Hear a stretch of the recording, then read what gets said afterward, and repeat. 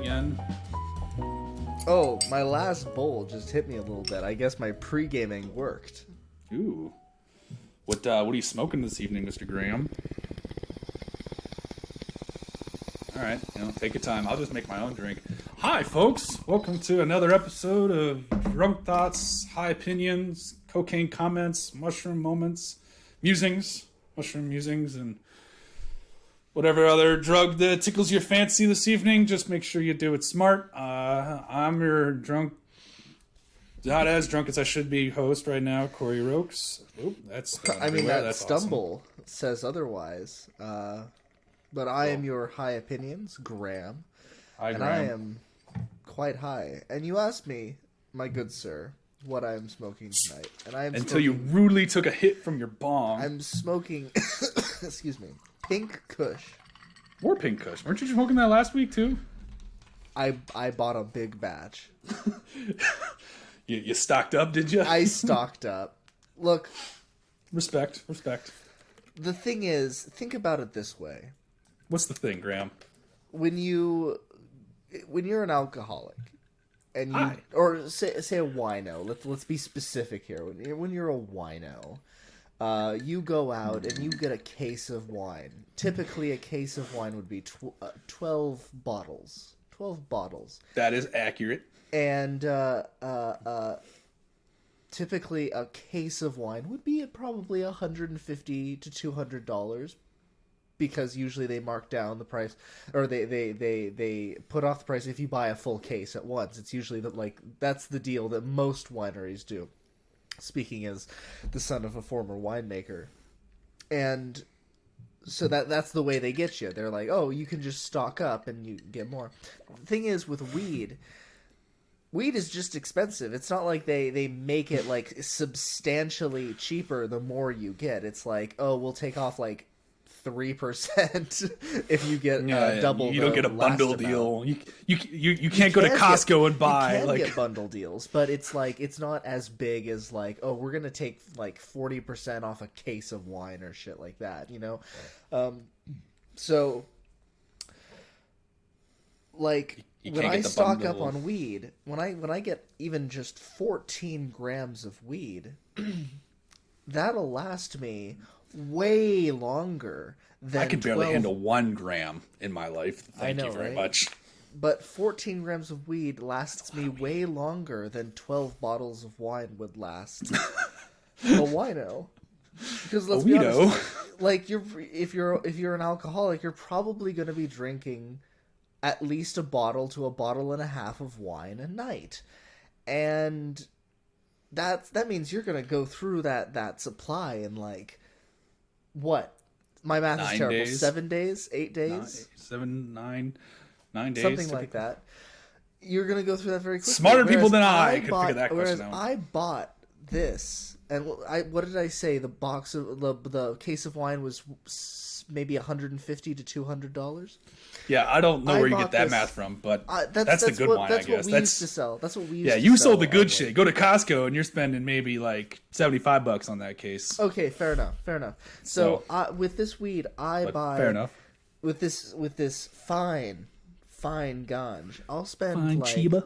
100 for this 14 grams. This is good weed. This is like some people will be like, oh my god, you spent that much for 14 grams. This is the good stuff. I don't smoke that cheap shit. So basically, if I just get this 14 grams, this will last me like a month. If I'm not going fucking crazy. And I don't smoke as much as I used to. You know, 1 week? I used to smoke like 15, 20 bowls a day. That was normal. Those were dark days. Those were dark days. I'm smoking like, 4 bowls a day. I'm smoking 1 grinder's worth, Hold on. Like, is this a cry for help? 4? Only 4? Jesus. Graham. Not on. What's wrong? On days that we're recording, I have school, sir. I have to do stuff. I was with you in school, and you'd smoke 4 bowls before you even got to school in the morning. Like, yeah, but I also have to drive around now. Oh, that's your excuse. Yeah. Well, okay, that's fair.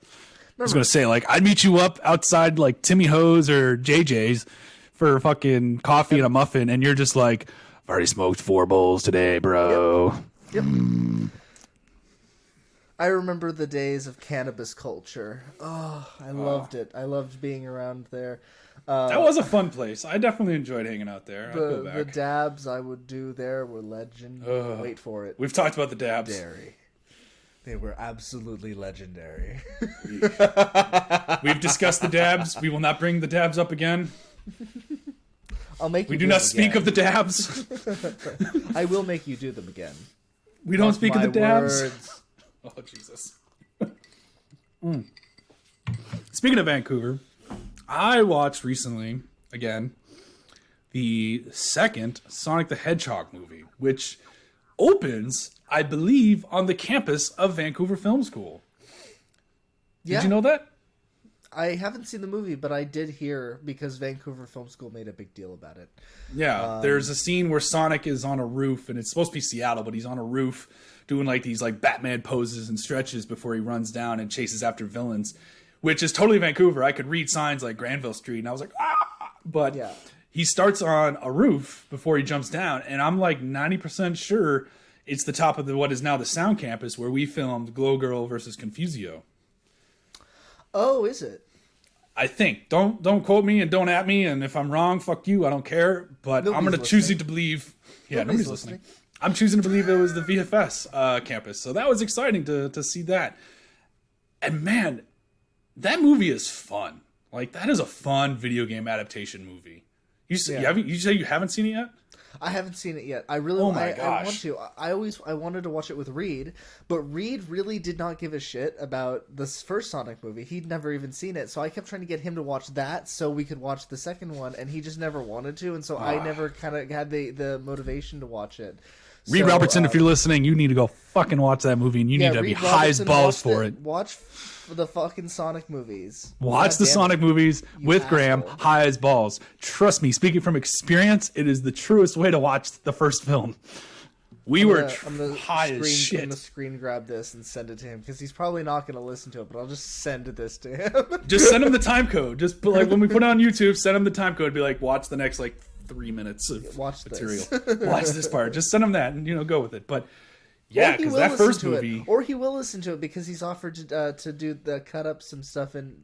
see, that's what we'll force... We will force a listener to listen by making them do our dirty work. We talked about it. I have to pause to joke about this. We were talking about it and would you be into this? And he was like, yeah, actually that sounds like really fun. He seemed to know exactly what I was going for, and he's like, I think that would be really cool. I have time, I can do stuff like that. And he's like, just G drive it to me or whatever. And I was like, yeah. And you can also look at the videos on YouTube. And he's like, oh, you're right, I could just download them from YouTube. He's like, make it so much easier, but because it was like, listen to them. I felt like I told him, I was like, I feel like you will know what the key points, what will work, because he watches a lot more TikTok than I do, a lot. He sends me TikTok stuff. And he's older than me. He's like 28, so don't fucking get at me about my generation. He's closer in age to you. So, poor representation of the millennials. So, there's a reason I don't download TikTok, is so you can't send me that shit. He understands TikTok and stuff, and that's why I suggested it. And I think he was totally on board, because I feel like if we just got our best clips up there, they would get attention. We'd still have no listeners, but we'd have no listeners, but we'd get attention on those. We could at least give it a try. I feel like that in the end would probably be where we'd get our probably YouTube Shorts, in my opinion, is where it would. Did you ever get to the Vidvoc episode of Letterkenny? No, I don't think so. What season was it? It's the latest. Okay. I kind of fell off in season 5. So in the latest season, which is 11, so yeah, you didn't get there. There's a whole episode where they're making fun of TikTok, where they're it's called Vidvoc. Yeah, they struck hard on that one. And the You might want to just seek this episode out because isolated, it's hysterical. So the Skids. Oh, I'll probably just binge the whole series. I need to go through it. It's fucking great. I love Shorzy, and I know that like they led up to Shorzy in an episode. It's one episode that's not his best. It is interesting because it does feature Shorzy and Wayne interacting, which is interesting considering they're both played by the same actor. Mm-hmm. And they do it very tastefully, and it's a nice like send off. But the episode itself is not all that spectacular. But the Vidvoc one, so it's the Skids are trying to become Vidvoc famous by trying out different things, and so they're like, "How do we do this?" And the hockey players, Riley and Jonesy, are like stars on Vidvoc, and they're wondering what are they doing, and they're showing off, and and this is what the equivalent of what you and I are going to do.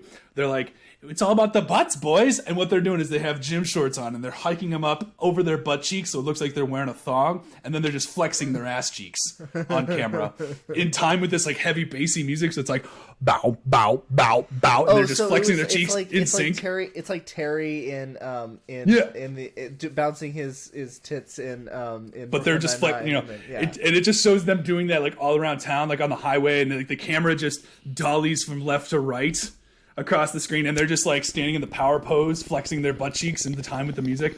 Bow, bow.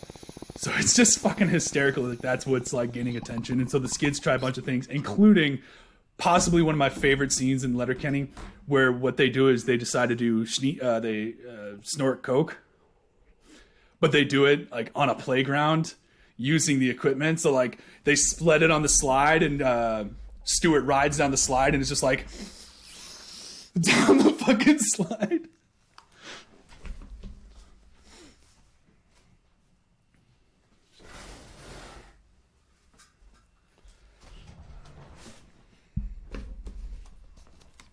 Sorry, I realized I should have my window open for... No, it's all good. Letting smoke out. But that's what I see by like, that's how we could get TikTok famous, is basically emulating what they're doing. Just the stupidity. Yeah. They get blocked because of that. Why do we get blocked? It's like, you're snorting cocaine at a kid's park. Like, how do you not see something wrong with this? So, oh my God. Right. I told a guy today in my photography class, I was like, yeah, me and my friend from, or me and my co-producer from VFS always, we like to get together and do this podcast. We just get drunk and high and talk about shit. And he was like, so every podcast ever. Yes, we just lean into the Skid. We just lean into it. We literally took it to 11. Yeah. Well, we haven't taken it to 11 yet. No, I need a night where I have nothing to do in the morning for that to happen. Yeah. No, I meant like in terms of like commitment to the fucking... Oh, yeah. We're at like a 5 right now in terms of It's commitment. A soft 5. It's a soft 5 in terms of commitment to this, but I feel like I was actually joking with Reed, and he completely agreed with me. If idiots like Alex Jones and PewDiePie and fucking Joe, whatever his fucking name is, if they can get like fucking millions of people to listen to their dumb ideas, why won't a few thousand listen to mine? Yeah, right. Did you see Alvaro got like a YouTube plaque? Oh yeah, I did see that. He got 1 million subscribers but like he like is working with like a really, really good animator. Yeah, I just thought that was cool. Yeah. All right, I'm gonna mark the clip. You want to go jump back into Sonic? Yes. Sorry, I forgot where we were left off. So you just do that. So 3. Yeah, that blew my mind to see VFS on screen, and I was like, "This." And then that movie is fucking fantastic. You need to go watch the second one, man. Like you and I really enjoyed the first one. We were also incredibly high. We were. But I've gone back and watched it since, and it still holds up sober. Like, yeah. Well, sober-ish. I was drinking, but I was nowhere near as blitzed as I was for the first half hour of that movie in theaters with you. You know, it's the first Sonic movie is the highest rated on Rotten Tomatoes video game adaptation of all time. That's a pretty low bar when you consider the track record of video game adaptations. That is a very low bar, but I think that says something for the quality of that film. It was good enough to be the best of a terrible genre, of a terrible history of film. Yeah, So I do that- believe we've that is an talked about that a accomplishment. little bit in the past. So my theory is we are one good film away from like breaking open the video game industry of film adaptations. For instance, in the early thousands, we had the X-Men movies and the Spider-Man movies, and they were good. I'm talking about like Sam Raimi's Spider-Man, for the record. Yeah. And they were good movies, but they weren't great.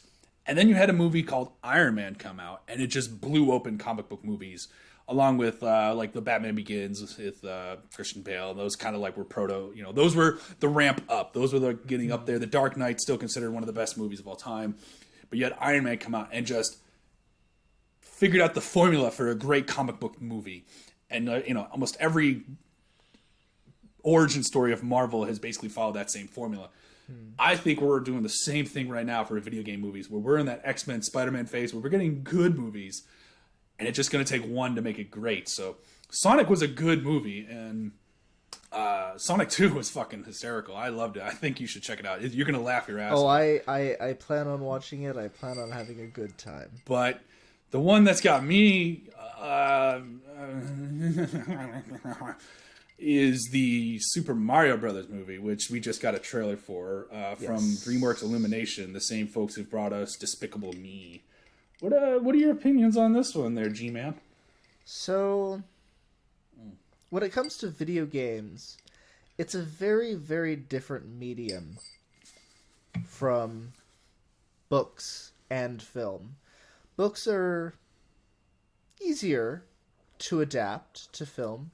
There's a structure to it. There's an easy plot that it's easy to find ways to condense it. They follow a same film, and books usually can have the same. Especially shorter books, like 100 to 200 page books, are better for film. When it comes to video games, it is a individual experience. It is a thing. It is something that you go to for an experience, to play on your own, to make choices, to play it out and figure it out, to get to the next level and get to the end. And so everybody plays a game a different way, and that's kind of what the beauty of video games are. And that's why movies have never been able to really capture video games, especially video game franchises that are based around choice and making choices and Agency. playing a character and being a character in the game. Because as soon as you try and transfer that to the screen, to a viewing experience, you lose the point of that video game, which was that the audience was supposed to be that character, was supposed to act as that character. Yeah, there's a certain connection to that character when you're controlling that character. Your movements, you dictate. You have the agency of whether or not, even like a Mario game, you left or right. It's your agency, and so you feel personally connected to that character. When it's on film, you're not as connected because that person is going to make decisions regardless of what you did. Damn well please. Yeah.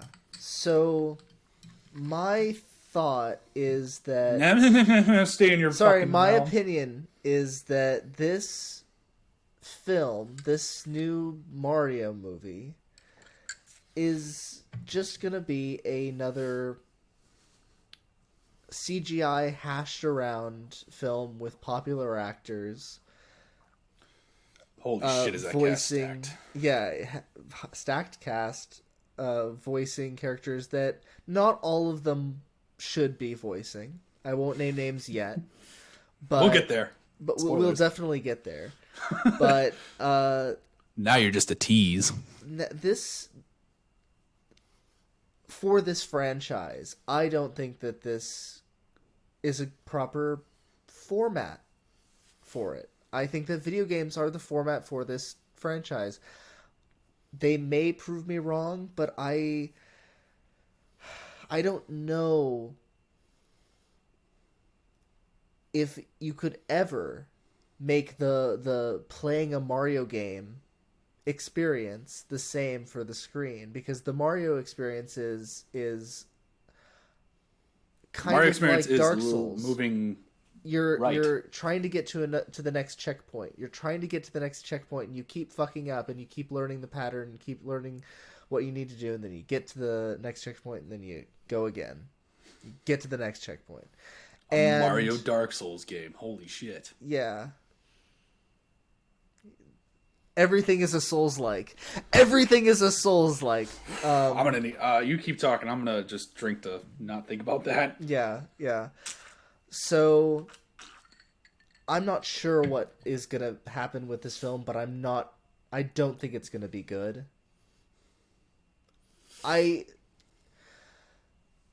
was okay with the Sonic movie. I loved it as just dumb fun, but as an actual movie, it wasn't like, a great movie, but it was very fun. It was a very simple fun. Like it wasn't a in-depth movie. It wasn't like a Chris Nolan fucking Tenet movie. It was strange creature in a new land, comes to care about that land, saves that land from from stupid evil. Done. But Reddits. I heard an interesting comment that like Sonic, the universe of Sonic doesn't have a lot of lore to it. If you go searching on the internet, there isn't actually a lot of it, like what's going on, except for just who the characters are. I'm sorry, Chaos Emeralds say anything to you? Like all like not like connected and stuff. There's nothing. They're just kind of like random shit. Like when you try and connect what, like nobody has done it. I was hearing about it earlier, and like the world just doesn't like fit together. Not like, Zelda, for instance. And so when making this movie, it kind of worked where they were just like, let's take this character and work with that, because that's what every game was. It was like, we have these characters, we're gonna just make a scenario for them now. So because there was no through line story, so to speak, in the games, according to your source, it allowed them to make up their own that sort of worked. They were given the puzzle pieces, and they were like, we could put this together in any order we want, because there is no right way to do it, so to speak. I'm trying to follow you. Yes. I'm trying to make sure I understand your so to speak. your opinion here. Yes, that's what I'm saying. So that's why I'm saying it is possible. It is possible that this Mario film could do well, just like the Sonic movie did well. But I'm not sure if it will be a good movie, like an actually good Mario experience. Like the Sonic movie was dumb fun, but was it a good Sonic experience? Were you I'd say controlling so. the character? No, not even that. Like, I mean, I get what you're saying, but at the same time, like, these games, yeah, they do give you the agency to move left and right, but there's not a whole lot of, like, serious connection, because you're essentially just moving, you're holding right, and you're jumping. Mario and Sonic, it's the same fucking controls for both. Yeah. Sonic just does it faster. So, I think there is a good experience there, because you got a lot of the good Sonic tropes in the first movie, and a lot of the good ones in the second one too. They brought a few more tropes in. They brought more characters. They did they did a thing that I don't want to spoil for you, but it's fucking amazing at the end. And like you had, they brought in the goofy characters. Jim Carrey as the Robotnik was fun, like holding true to the eccentricities of Egghead. Yeah. And so, yeah, I'd say it's a solid Sonic experience. I mean, they kind of gave Sonic everything that Sonic was. He was probably not as edgy as Sonic originally intended, but Sega also like intended that dude to be like an M-rated character. Yeah. originally with a big busty chested girlfriend. I'm actually inclined to believe you. I think they had a lot. He went fast. He had the rings. But sounds, it's like, actually kind of like a World 1. It was like a individual levels of World 1. Usually, like, worlds in those earlier games only had like 5 levels. And think about that movie, it had like 5 instances of him basically having and wait to till you solve see the something. second one. The second one like has like 3 authentic to the game levels. Yeah. Okay. And it's fun. So but going back to the Mario movie, it's up to Mario, that movie, to not just be relying on its cast to make money, but to actually be a good Mario experience of portraying like the quests in each world and what to do. And maybe from the trailer they've done something interesting, but what I think Sonic did well was it was small. It was contained. It was like a World 1. Whereas what they were advertising in this Mario movie was like a Worlds 1 through fucking 15. We saw what like looks like World 1-1 where he's dropped in and it's like a whole new thing and he's totally confused, which I personally don't dig that. Like, let's just start at the beginning of the trailer where he, well, not the beginning, but like in the middle, Mario's just dropped in. He's like, oh, this is new, which is what they did in the OG Mario movie with Bob Hoskins and John Leguizamo. And I didn't like that naivety that Mario was like new to this world. Now, granted, it gives you a vessel for the audience to kind of like, for the exposition dumps, but like it's still just 101. Yeah, but it doesn't, that's never been like what's happened to the games. He's always been a part of the world, and then he has to go save the princess, and he's known the princess beforehand. But we've seen that world, and then we saw this ice world that Bowser takes over. Played, in my opinion, for at least, so going back to the voice acting, I think Jack Black's gonna fucking nail that role. Like, oh yeah, he's gonna just chew the scenery. Some and of them amazing. are gonna be great. I think Charlie Day is gonna be fantastic.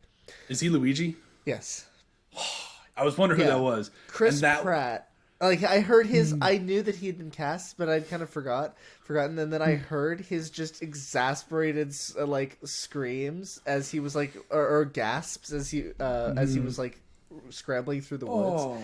And I immediately was like, Charlie Day. I know those exasperated gasps. Oh, Charlie Day. I thought you said Chris Pratt. No. And talk about. I mean, we want to talk about somebody who hid themselves well into the role.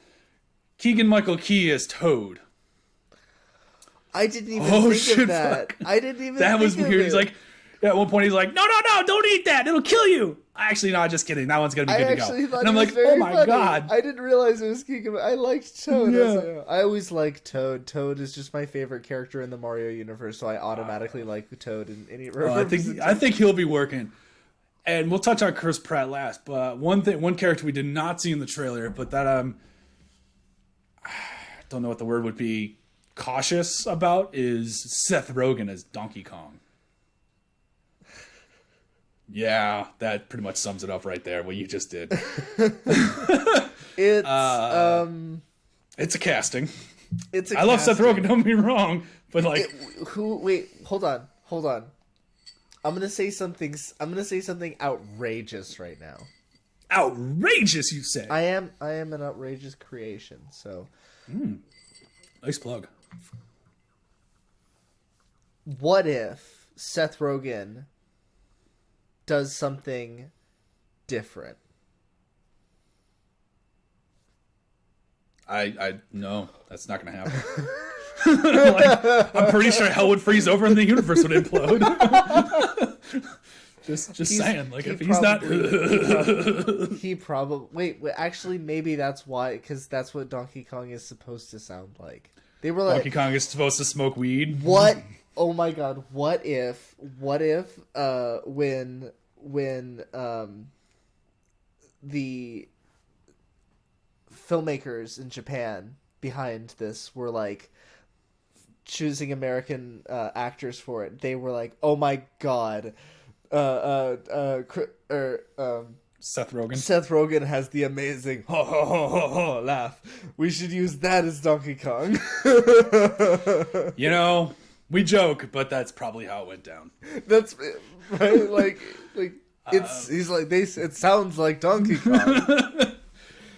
And then we have They were Anna probably so Taylor-Joy. excited. They probably saw him in Pineapple Express and were like, "Oh my god, it's fucking Donkey Kong!" Wow, that movie's like 12 years old at this point. The movie, Jesus, callback. No, that's more than that. It's 14. I don't know. Moving on. Anna Taylor-Joy is Peach, which I'm indifferent. Like, she'll be fine. She is kind of a blonde princess in almost everything I've seen her in. So Yeah. And then we get to the crux of the matter, which is Chris Pratt as Mr. Mario. He's announced that he's been really excited for this role and he's put a lot of hard work into it. So I did hear him say one line that wasn't, "What is this?" And I was like, when he just said, "What is this place?" It sounded like just Chris Pratt. And then he said, Yeah, there was no difference. Then, like, you could have cut that from Guardians or Jurassic Park and been fine. Yeah. But then I heard him say another line that kind of sounded like he might have been going for a Brooklyn accent. Yeah, that's what I've heard too. Is he's shooting for that Brooklyn accent. Kind of sounded like a Brooklyn accent, but kind of sounded terrible to me. Did it sound like when I try to do a Brooklyn accent? I'm like, "Hey, I'm walking here. Hey." No. It sounded kind of like when you try to do like a British accent. Oh, we're not even gonna try that. No, but that's exactly that's what I heard. I was like, "Oh no." Oh no. Oh no. Oh, I didn't Mamma mia. I didn't like that. So here's my opinion on that, though. Like, Chris Pratt. I like Chris Pratt. I love Parks Chris and Rec. Pratt. I like Guardians of the Galaxy. I like Jurassic World. I enjoy pretty much everything he's Chris done. Pratt, Parks and Recreation is one of my favorite shows of all time. You know this I'm about aware me. of this. I casted you in my Chris Pratt short film, for fuck's sake. There we go. Grams of the Galaxy. Check it out on YouTube. But here's the thing. Chris Pratt, like, this movie is just DreamWorks flexing character casting to make money. Since it is an animated film, there was no rational reason you couldn't cast Charles Martinet, who, for those who don't know, is the voice of Mario since the 1990s in the original, back in Super Mario 64. Everybody knows the Mamma Mia, The real OG. Here we go. The real voice of Mario is Charles Martinet. He's done it for 20 years. Yeah, amazing voice. And it's like, you have an animated film, which means you could cast anybody in the role. Yep. You could have brought in Martinet, but no, you did Chris Pratt because he's a big name. He brings so little to, like, I'm not saying he doesn't bring anything, but it's like, what can he bring that Martinet is not? Absolutely. Martinet has been doing this for so long, and he has brought so much charm. So much charm to this character. And, like, just because it was supposed to be something in, like, 85, 86 when they first did it, doesn't mean that he can change something lore-wise that is, like, a ever-changing universe. I feel like they're trying to use that excuse to not bring him in. I actually, I had a theory. A few days ago. You know how Sonic had that terrible first design? Yeah, where he's like super spiky and edgy with attitude. Yeah. Looked like I was referring to it earlier. Looked like a toddler that had been terribly bullied. Not what I saw, but fair enough. Go on. But I believe, and this is what I believe to be absolutely what they did. They made that design in order to get outrage. They never intended to actually release that. It was only to get more hype for the film, because when they could announce, we're changing something. We're changing something. You're talking about the movie. Sorry. Yeah, for the Sonic movie. When I was way back in the early 90s around, like, the original design of Sonic, back when, like, no. Yeah. Woof. In the 2020 film, they were getting ready to put out that film, and then they delayed it because they were like, we're changing the design because people were so outraged by it. I'm like 20 years, 30 years behind you. Yeah. But yes, they And came that out with a was trailer with like a muscular, yeah. teeth-filled, ugly-ass Sonic, baby with spikes. Yes. Yeah. All right, sorry. I am with you now, Graham. Please there you continue. Yeah, so that was an absolute marketing tactic. Beginning to end, they did not intend to ever put out that terrible, shitty design. They made that terrible, shitty design in order to get buzz for the film. Because as soon as people were like, oh my god, they changed the design for us, that feels so great. We feel like the best fans ever. Because we got they're the best studio ever. The alternative would be they knew that no matter what design they came out with, it was going to get shit. So you might as well do a lightning rod of bad shit so that when they change it to something that looks better than the original, it's going to get praise. That you know, still a marketing tactic. I'm not disagreeing. I'm just saying like it's two ends to the same goal.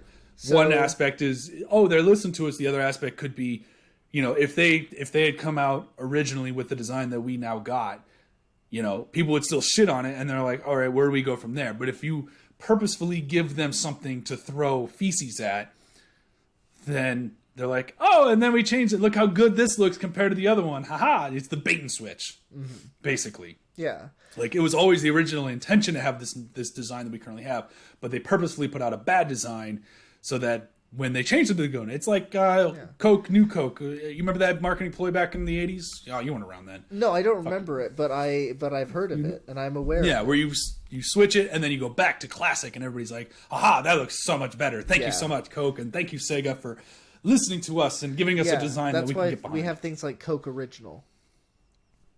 It's sure. like, what's so different about it? Oh, it's the original one. I'm gonna go for that one because it's cane original. sugar, but that's a whole other thing. No. They put those names on there just to make it feel like it's this is the one I want. I want the special original. branding. Exactly. So I hear you, Mario. So I think that it's very possible that Chris Pratt is the biggest patsy in history. And that he is going to not actually be the final voice of the role, and that he's only going to be in these first few trailers, and that they're going to at the last minute or in the ninth hour. Exactly. They're going to say, "We hear you. Here's Chris Martinet." Charles Martinet. Sorry, here's Charles Martinet. And he's going to walk on stage, and it's going to be a whole fucking thing. And they're going to also change Mario's ass to make it more appropriate. Okay, yeah, let's briefly... I don't want to spend more than a minute on this. I'm sorry. Who gives a shit about this plumber's ass? Fuck you if you have an opinion over whether or not Mario is thick. I do. I care. So... Fuck you. You can stuff it, sir. Like, what? Why? Who? What because the fuck? He is a man who is constantly jumping and landing and jumping his butt on things. He needs cushioning, and his. Have you ever worn overalls? That doesn't help if he's gonna be like fucking landing on super spiky shit. He needs a bigger ass. All right. I tell you what, we're going to get two people side by side. Some people with a fat ass, some people with a thin ass. And we're going to tell them to jump on spikes. He does. And we're going to see who survives. Think about the amount of jumping he does. How does he not have a bigger ass? But who gives a shit? Maybe the film. Oh, I would love this if is that his montage? If that's he gets a thick ass. Yes, if that's or we get a Rocky montage, or if the story is about him getting a big ass. Oh my god! Oh, I hate humanity. I don't want to live on this planet anymore. All right. Props to I love your theory that Chris Pratt, Laura K. Dale, who wrote the literal book on Mario's ass. I'm sure it was a great use of time. Yes. Made lots of money. I like your idea because I fully endorse the whole Sonic theory. In fact, I think I might have pitched that to you originally. Either way, I agree with you. But for Mario, I don't think that's going to be the case with the Chris Pratt. Maybe the ass. Maybe they change the ass in the end game. But I don't see DreamWorks pissing off, quote unquote, Chris Pratt by dropping him at the 9th hour. And I don't see Chris Pratt joining this movie and like building it up over the last month of like doing the, being announced with The Voice and pushing so hard for it and being appreciative. And he's too like honest of a person to be a patsy or be a ruse, and for them to bring in Martinet. Like I would love it if you were right. I'm not saying I don't like the idea. I just don't think it's going to be the case from a purely rational standpoint. Yeah. Well, just before we end this conversation, I want to quickly state that I think that we should not only be focusing on the fact that this is a huge injustice to Charles Martinet, it is also a huge injustice to Jen Taylor, the voice of Peach since, I believe, Mario Sunshine. Jen Taylor. She also voices Cortana in the Halo series. She does lots of Seattle. She does a lot of Seattle Shakespeare work. I've seen her on stage in Seattle. She's a wonderful she's fantastic. actress and is way Cortana better is a than beloved character. Yeah, she gets doesn't get as much attention as she deserves, and I think that is a huge injustice, especially next to Charles Martinet. So, huge props to Jen Taylor. Huge props to Charles Martinet. For sure, I'm with you there. But I would. The only thing I'd argue with that on is the fact that Mario has a pretty distinctive voice for the last X number of years. Yeah. But Peach has what, one, maybe two lines per game, and it's Mario, and that's it. That's the end of the fucking tale. That's the end of the story. She's got no more to say. Whereas Mario's got his woohoo and let's go and his death animations and stuff. So it's he's got a much more distinguishable voice versus her. So no disrespect to Jen Taylor. Like I said, I love her as Cortana, but I don't think anybody really knows that she's the voice of Peach. Whereas Charles Martinet as Mario is much more iconic. You know what I'm saying? Fair. But when a person has played Peach for 20 years, has she been the voice for the entire time? Since Sunshine, at least. I think she might have been there since 64. Okay. I mean, I'm not disagreeing. Sure about when she started. I just know that she's been there at least since Sunshine. Okay. That's good. So fair is fair, I guess. If Martinet is, if they did bring in Martinet, then they should. Yeah. No, I guess you're right. Bowser's never had really much of a voice, and Toad has just been wah! That's about it. I'm not going to do that again, by the way. Yeah. I don't know. I think this movie is going to be fine. Adaptations are weird. They are weird. And I think, there's been a couple of that I've been really excited for, and it's you have so much opportunity because there's so many great stories. But even the Halo series that just came out on Showtime, I mean, Halo's got such a great story to it, and just I think a lot of the games that you, I think a lot of these games that you play and love, they take a while to beat, right? Probably at least 5 or 6 play sessions, upwards of 10, 15, 20. Depending on the game. Yeah, depending on the game. You're playing them for a while. And you can't just transfer all of that experience into one movie. That has to be a series. Look at the Castlevania series. Yeah, that was a good animated series. That was a really good series, and it was taken from a game series that practically has no dialogue or story to speak of besides the beginning and the end. Yeah, it just had those opening credits and exactly. Sides, so. Even the later ones, they pretty much were just that. Even the 3D games had just kind of big openings and interspersed dialogue between. But Halo was a series. It originally was going to be a movie. It was going to be a movie directed by Peter Jackson, actually, believe it or not, back in 2007. He was slated to helm that. But it's been in development hell for the last 20 years, and they finally put out a series, and it was so-so. I heard it wasn't. I only watched the first episode. But I heard that it looked like the most expensive student film of all time. Because I told you that. Is that what you said? That's what I told you. Yes. I read an article that had that title. Well, then I concur with that article. Okay.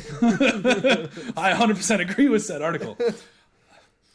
Real quickly before we move on, you'll have to excuse me for a second while I get totally naked. Oh, God. HR.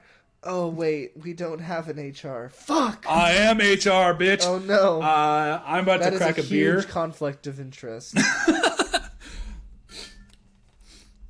For the record, HR stands for huge rectum, because I'm just a giant asshole. But, so I'm about to bust into my beer. I've finished my vodka tonics. I'm busting into a Wisconsin-based beer. This is a beer that you can only buy in the state of Wisconsin. New Glarus Brewing, and it's called Totally Naked. I have not had it before, so we're going to give it a try. You haven't. By the way, have you seen? Because I swear to God, you've had it on this show before. No, I might have had the Spotted Cow. Spotted Cow is like a big one as well, but this is a new one for me, and I'm going to be drinking out of my new mug. Have you seen my new mug? Have I seen your new mug? And this is not a euphemism. Well, I don't believe I've seen your new mug. Check out my new mug. Look at this boss, dude. This thing's like 32 ounces. This is a Corey-sized mug. This is a Drunk Thoughts-sized mug. Yes. That beer is barely going to fill that, like, halfway.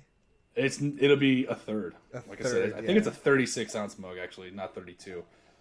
Because, like... Looks like halfway to me. So half full or half empty, they're We'll optimists. pretend it's half. We'll tell the listeners We'll that tell it's half. the listeners it's half. For those watching the YouTube, shut the fuck up. It's like 2/5. 2/5. I was like, it's like 2/3. No, he said 2/5. Wait, what? What ratio are you going for? Yeah, 2/5 is about right. But this is a mug given to me by a friend named Ashley. She has asked me to be the officiant at her wedding with this mug. She's marrying a wonderful dude named Brian next year, and so they're like, "Hey, would you be the officiant?" Congratulations! And they give me this to wonderful them. mug. And don't fuck up that wedding, sir, officiant. No, I'm pretty good at. I've done it before. I have experience in this matter. Oh, you do you? Mm-hmm. I officiated my best friend Terrence's wedding to his wife Heather. That was really fun, considering it was in the middle of Lake Superior.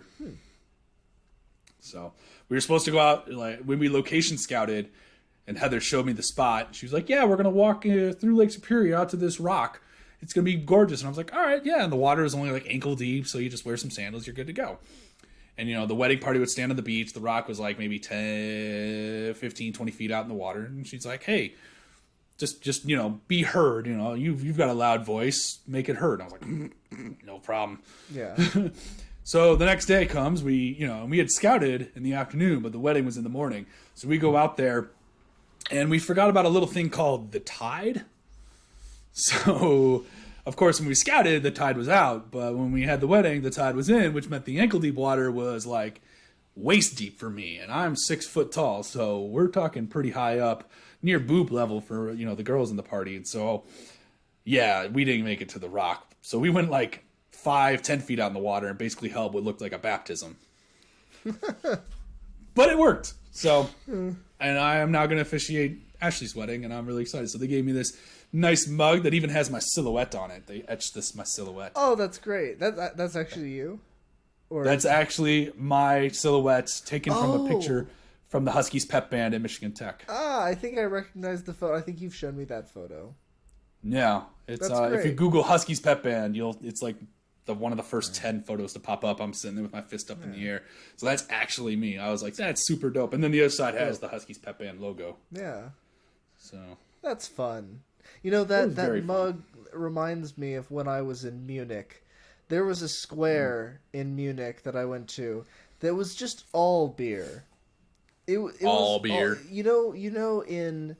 In that episode of, or remember in The Good Place where they were every reboot would just have kind of a themed square. It's like frozen yogurt is the first season, but then when they're going through all the different phases, they end with like clam chowder, and there's like a literal thing, lake of clam chowder, and it's just so gross.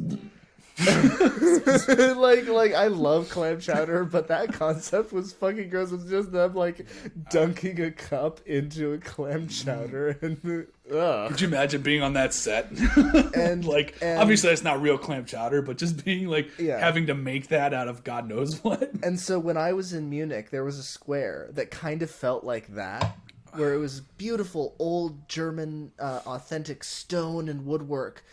And every stall was just beer. And then there was like a few big restaurants in like the middle under canopies and shit with like roofs and shit. And there were restaurants and nice places there. But then all the stalls around them were just beer. You just walk into like this stall, order like ask for a half liter or a liter. Oh, which is more than a beer, than a pint. It is a lot. It is correct, sir. So it was a half liter or a liter. What is a liter to a pint? You keep talking. I'm going to look this up. And so we went into one of these, me and 5 other exchange students. Over double. We went in 5 other exchange students, and the guy goes, half liter or liter, and they all said half. Sorry, liter. How'd that go? Half liter or liter. And they said, yeah, your accents are better. They said they all said half liter because they didn't want to get fucked up, and I was like, pussies. But they were, to be fair, they were also like 15, 16, the exchange students I was with. So to be fair, I was 18. So I was like, liter, and he's like, good. And so it gave me, and it was like, that's what your mug reminds me of, is the one he gave me. Bigger. I mean, and it could be a liter. It was glorious. I had to piss so bad on the bus. I mean, a liter is 33 fluid ounces, so yeah, that's about right. This is a liter. What you have as a liter? I mean, it's pretty damn close because a liter is 33 ounces, so and I think didn't we estimate about 36 ounces? So like that's about about 3 beers. So yeah, I'd say this is a liter. What I was getting in a full thing of that. Wait, he comes in pints. I'm getting one. I'm getting one. Only imagine if Pippin had realized they had them in liters. Which begs the question, what? Like, I think a liter would have literally killed Pippin.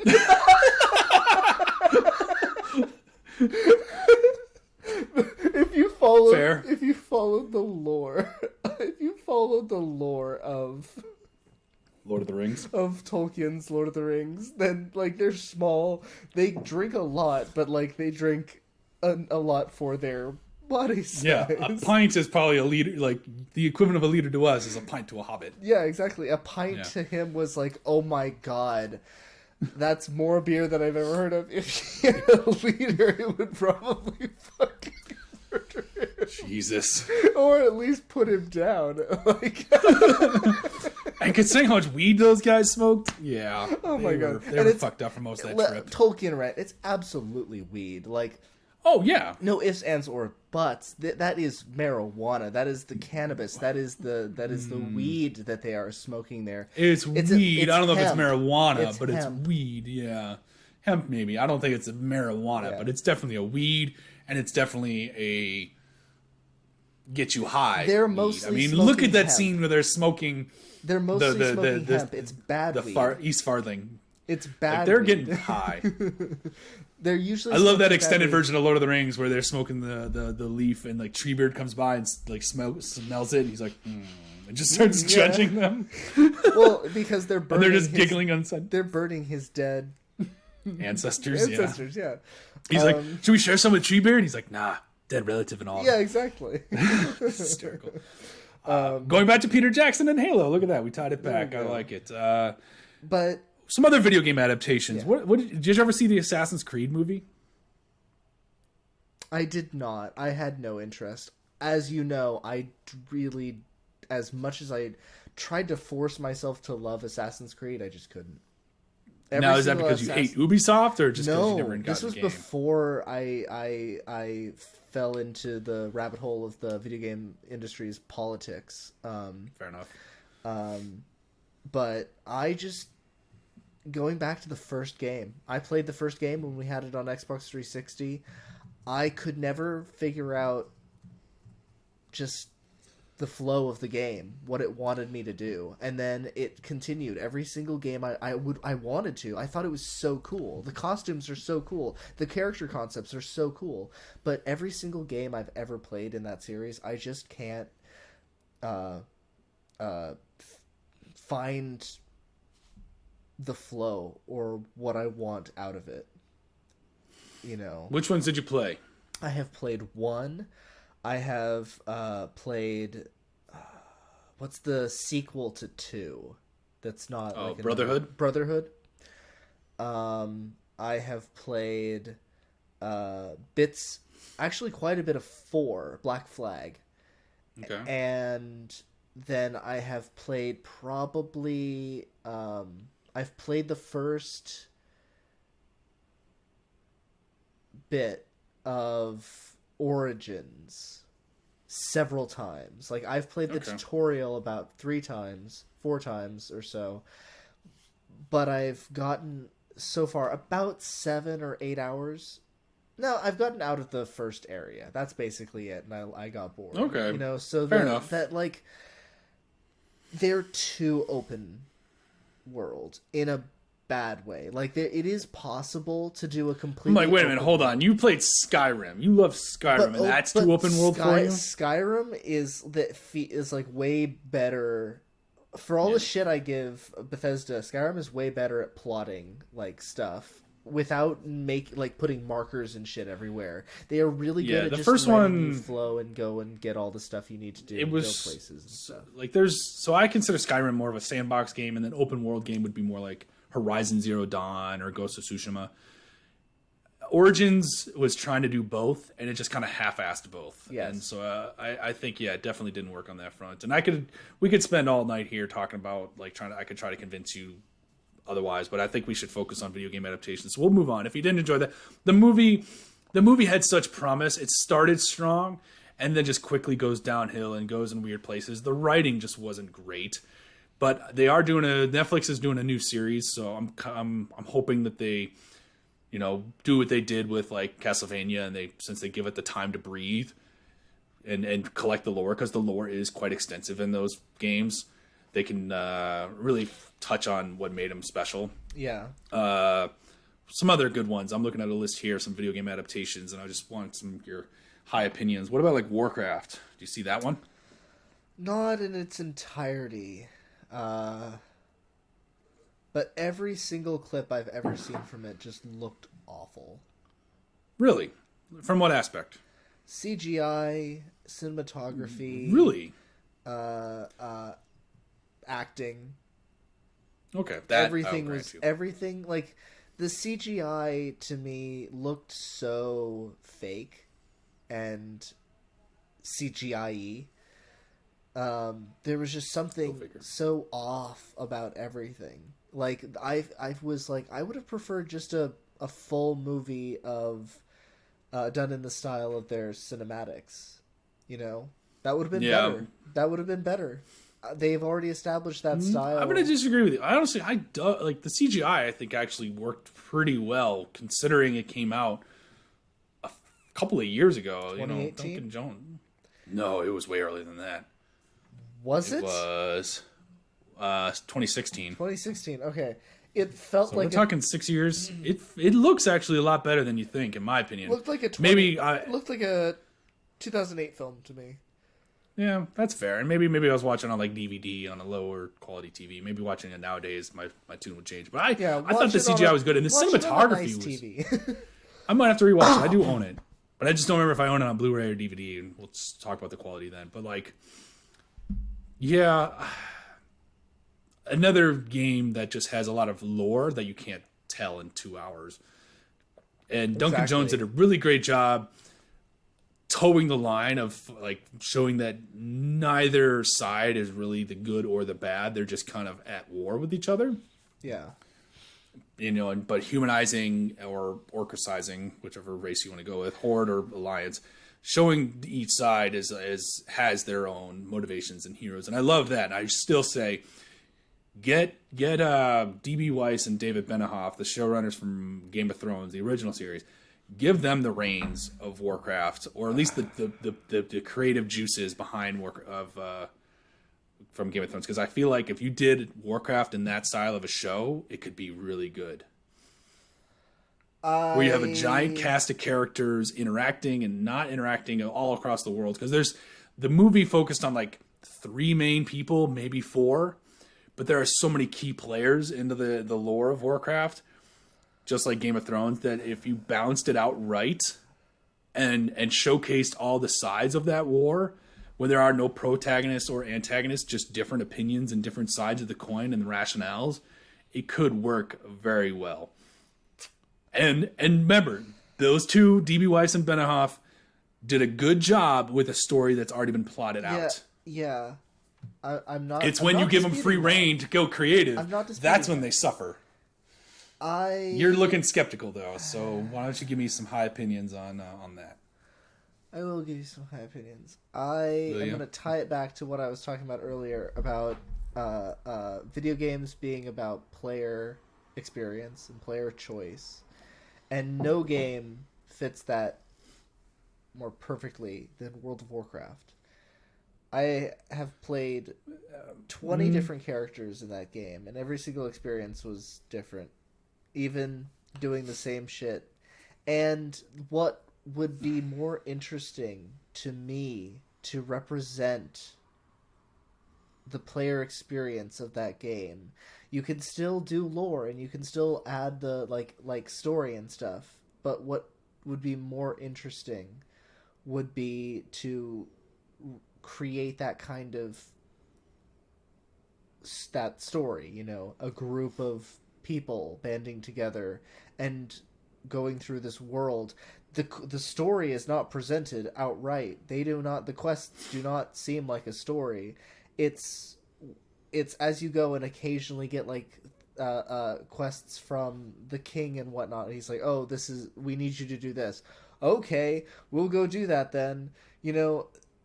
World of Warcraft is fundamentally goofy. So here I'm going to interject. Everything I've just said is all pre World of Warcraft. Most people forget, but I don't think you have. I just think you're focusing on the wrong part.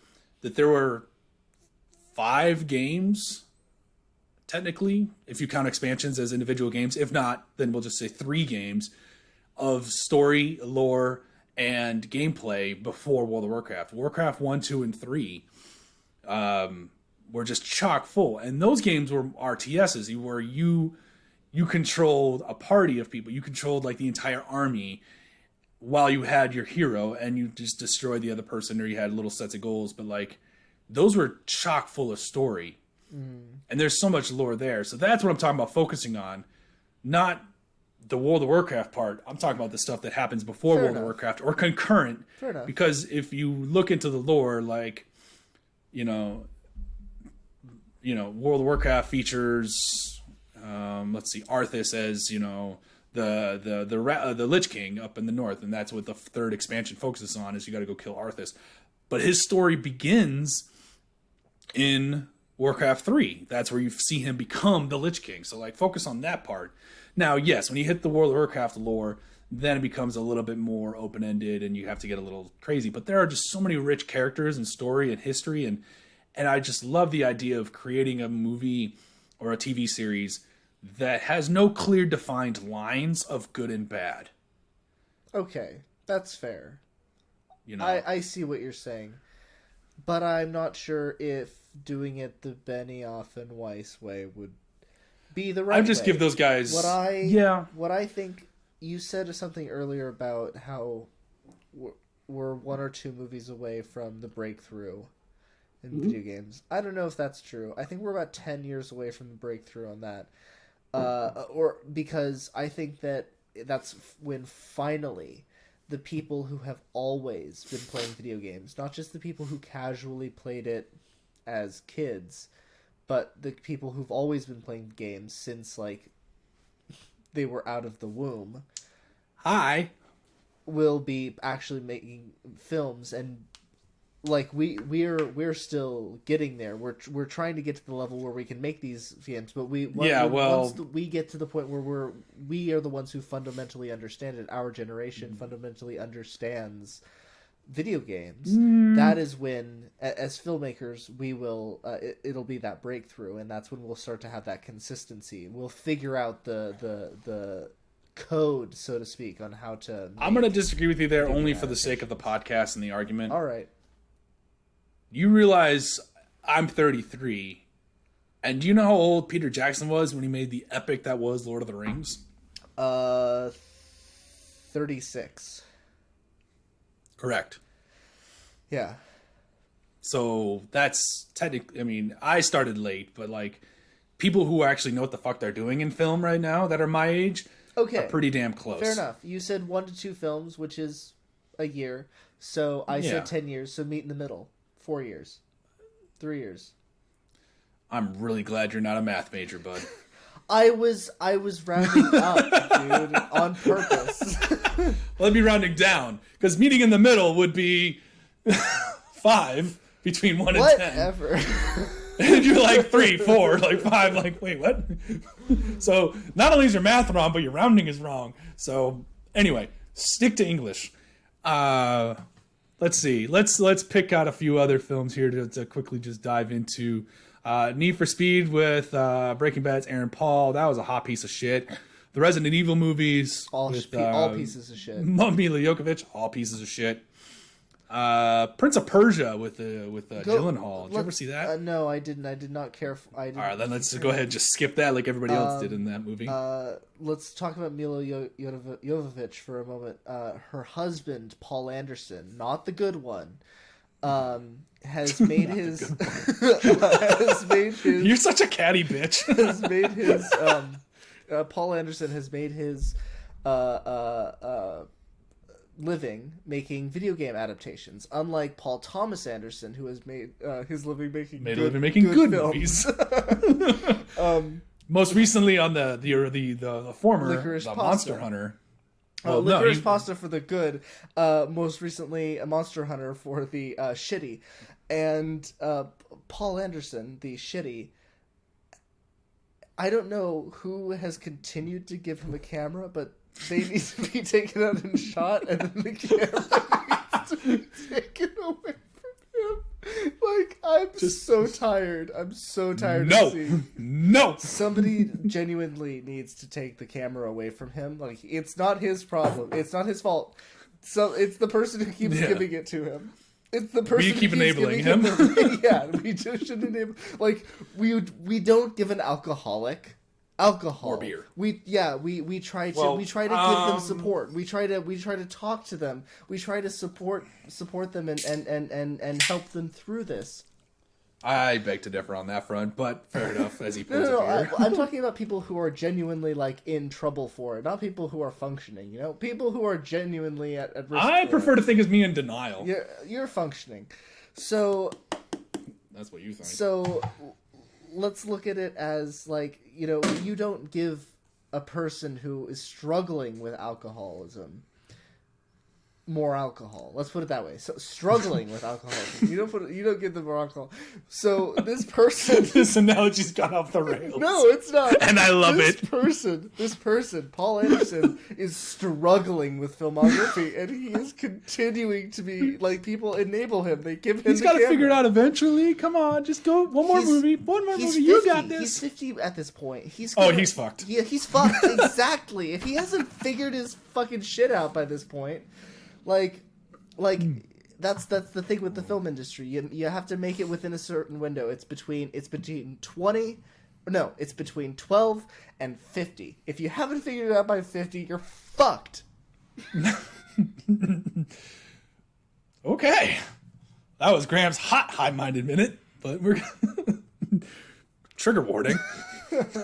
Clearly for this guy. Apparently that's a trigger for me. Clearly. All right, I got one more for you. Have you seen the new reboot of the Mortal Kombat?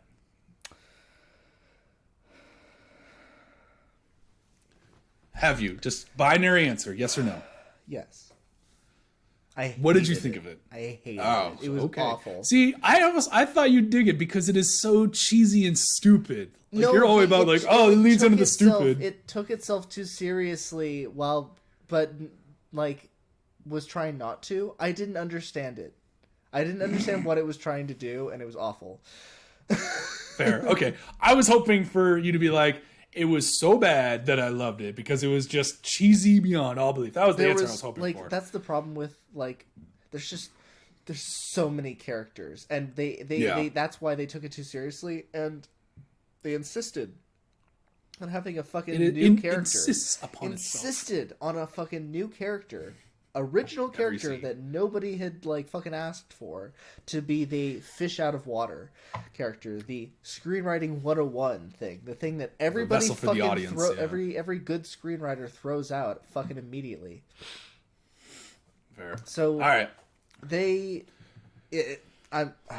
was just right. I didn't like it. Take a hit. It's okay. We're gonna be okay. You're right. Take a hit. I'm going to ask you a question while you're taking a hit, and I want you to use the hit to take your time to think about an answer. Hold on. I gotta pack this. I'm going to pack it tight. You can still pack, but it gives you more time to think. Okay. So, you do that and think about, I want you to try to give me 3 franchises in the video game industry that you would love to see turned into film or television series that you think could, either you just want to see for guilty pleasure or because you think it could be a good success. So, that was a good hit. I like it. Are we talking live action or just franchises just in general film, TV adaptation? Okay. Yeah, the medium could be up. If you think one would be better than the other, so for instance, you're like, Fire Emblem would be great as a anime series. They tried it once. Yeah, I'm sure they did. Back when everything was adapted. Yeah, or the Dark Souls as a TV show, a live action, something like that. Like, you can determine what you want to do, but give me 3 franchises that you think could turn into a good live adaptation, whether for guilty pleasure or because you just think it could be a success. So you could totally hate the game. You could be like, this game is a hot piece of garbage, but it could be a good TV show. So hit me with some ideas. I'm going to do the same. I'm going to try to think of some as well, and we'll go back and forth, and that'll wrap up our show. We've talked about Final Fantasy VII being turned into a franchise recently. Yeah. Well, yeah. I think that Final Fantasy VIII could be turned into if they adapted the game perfectly into a series, a live action series. They could take some liberties, add stuff, maybe, whatever. It could be a very good, late teen kind of Harry Potter type story, like teenage angst type story. Yeah, and I think that people would watch it. I think it would get a lot of big reception. Do you think it has? You think it would capture the attention of old gamers plus maybe some new folks who are now teenagers? It has a emo goth depressed main character who's really good with a sword.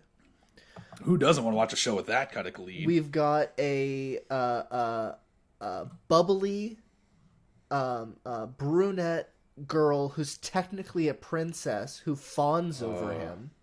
Renoa. Yeah. We've got what's her last name? Heartlily? Renoa. Oh fuck! Oh my god, I'm forgetting this. I should know. It's one of my favorite games. Renoa Hartley, I think. Yeah. Yeah, Heartlily. No, Hartley. Heartilly. Oh, okay. Heartily. Yeah, you're right. Heartily. And yeah, gorgeous. And then so you've got those two boxes checked, and then you've got a goofy, terrible womanizer who very bad at it, who is great with a gun, but also gets scared. There's a teacher. Why do I picture Woody Harrelson for that? It's a 19-year-old kid.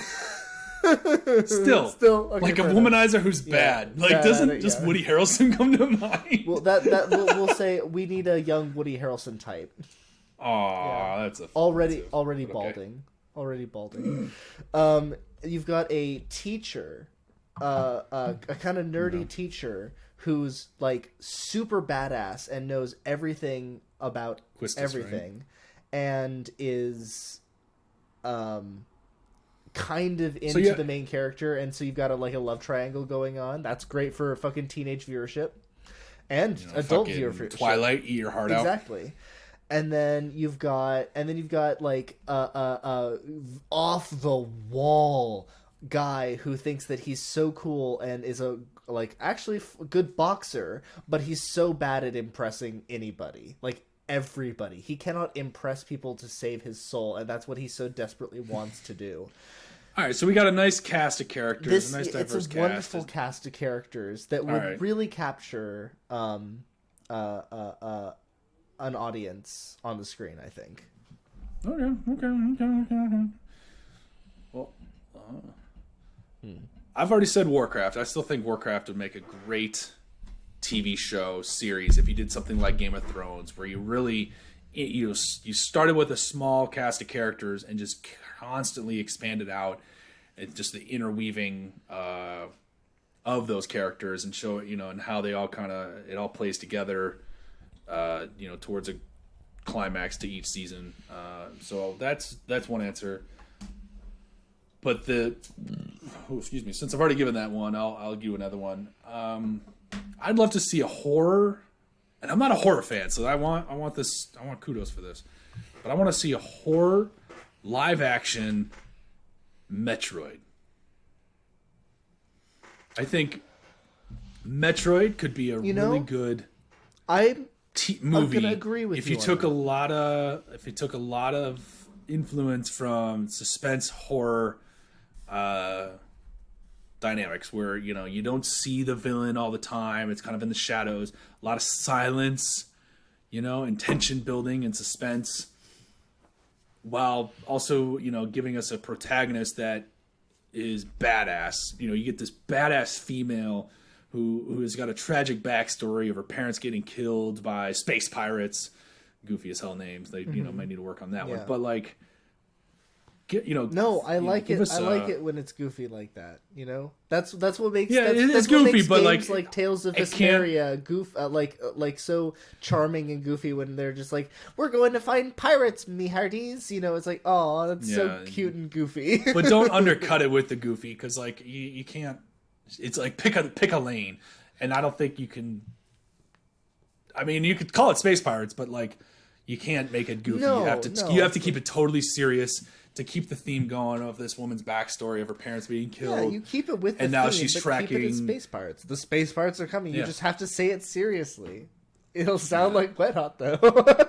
And you get somebody like Anna Taylor-Joy. Like, what I think would be cool too is if you did something in like two timelines, kind of like Other M. Absolutely. I kind of dug Other M for a little bit. I mean, it was weird, but I think a lot of the shit it gets is because it was just different from the other Metroid games and is not what people wanted. But it's like, I like the idea that it gave us kind of a dual storyline. So if you did like Anna Torv from Fringe. She's a little old now. Oh, but that's the thing. Like older if you did and like younger. 2 timelines, okay, cool. So if you did a thing where I'd be down for that. You did a thing where it's like she's going through a scenario in the present, and it's Anna Torv, but then kind of Slumdog Millionaired it, where like little things remind her of like past missions, and then you have Anna Taylor-Joy as young I think that could be Samus-Aran. cool. I think that could be cool if you did like a 4-5 season arc, and it starts from the beginning with. I wouldn't even say a TV series. I'm pitching a movie. Really? That's my idea. A movie. Maybe a 1 series show, 1 season, but I don't think it would last multiple seasons. I think it would overstay its welcome if you did more than 1 or 2 seasons. You know what I'd say? Let's pitch this to Mike Flanagan. Remind me what Mike Flanagan helmed. The Haunting of Hill House, The Haunting of Bly Manor, okay. Midnight Mass, Midnight. Fair enough. Then yes, okay, Club. that's all I need. That you're done. Cut off. This is my idea. Don't step on my toes, fucker. Then yes, I agree with you there. I think he would make a good showrunner. I haven't seen any of those shows, but I know the popularity and I know that they've done well. They're and they're horror, good for what they do. But they're like they're horror that you realize is drama. Like that's what's so good about it, and that's what I think is the best horror. Is where like, you're scared throughout, and then in the end you're not scared. It's like, oh, it was so wholesome, actually.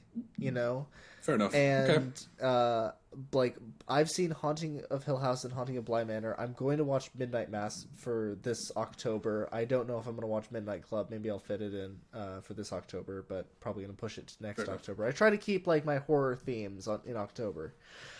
Oh, how cliche! You want some pumpkin spice with that too? I don't drink pumpkin spice, so you can fucking shove it. Yeah, I know. It's fucking tastes like a stick of butter, and trust me, I've had that. All right, give me your second choice. Bitch. What's my second choice? I don't know what my second choice is, so I'm just going to vent for a fucking moment while I... Vamp. That's the word. For a moment while Vamp. I think about it. Well, we know that they're doing Last of Us, and that is that looks interesting. Looks pretty good. I'm not going to lie. I'm excited for that. But that's not the one I'm Pedro Pascal, thinking of. That'll be... You mentioned Dark Souls, but I don't think that would work. But I do think Bloodborne might. Bloodborne would be good. That could work as a movie. Movie or TV show? TV show would be better. But if we are talking about like possibilities for movies... you pick the medium, is what I'm saying. You have agency on the medium. Like, so for me, Metroid, I feel, would be a better movie. But if you think Bloodborne better TV show, you're allowed to pitch it. This is purely hypothetical. I'm just saying that this could be a movie, better as a TV show, but it could be a movie because if you fit it in as like a... Remember, we sped ran Bloodborne, and it only takes like, 7 bosses to actually beat the game? Yeah, but there's still a shit ton of lore, and it's lore that's like, holy fuck, what the fuck is going on? You can make a whole movie just based on like the disease and the hunt. Yeah, that's what I'm saying. If they wanted to, what I would prefer, without even touching on the great ones and the fucking H.P. Lovecraft at all. What I think would work is a TV series. This would be very avant-garde. Mm-hmm. But the main character would be not a silent protagonist, but similar to Mando in The Mandalorian, somebody who speaks very rarely, and we don't necessarily always see their face, but it's obscured a lot by their hat. Remember that classic hunter hat, the trifold.